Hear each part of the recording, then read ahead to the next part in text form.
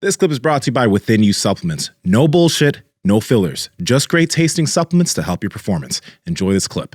Well, actually, we should maybe talk about this too, because we were talking about all those weaknesses, and how about the mobility stuff? Because you've mentioned that multiple times. I don't think we've kind of gone in on what you do or what maybe.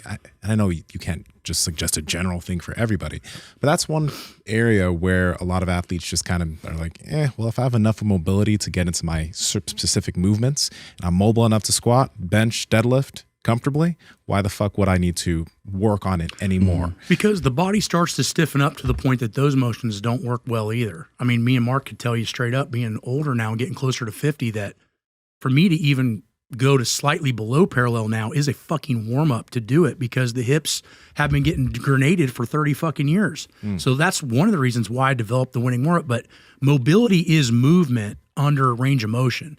So what you want to try to do, especially as you age, is try to maintain mobility. Now, that might mean gaining some too, but I find that sometimes mobility and flexibility, some of that's genetic. My dad was tighter than a banjo string.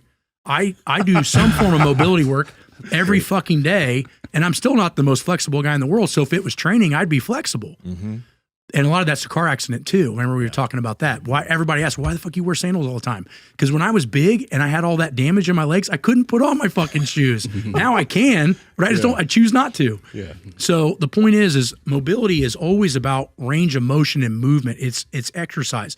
And that's where we got away from doing static stretching in the late 90s, early 2000s, and went to dynamic mobility, which is like lunge, twist, reach, alternate toe touching.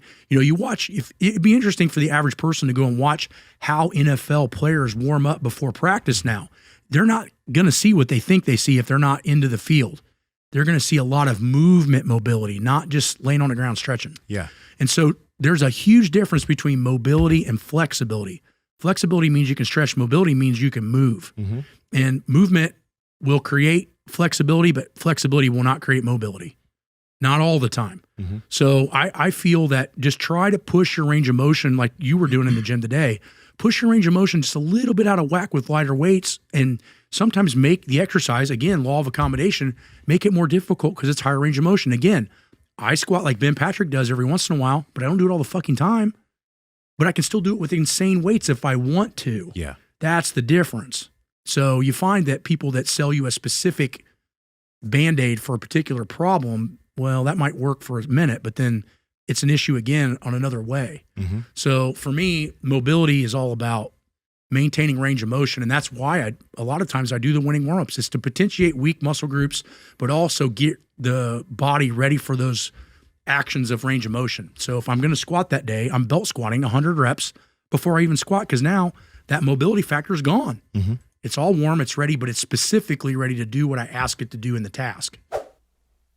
Hey, I know you guys enjoyed the video, so like, comment, subscribe, and head to the Power Project Discord below. Talk to y'all later.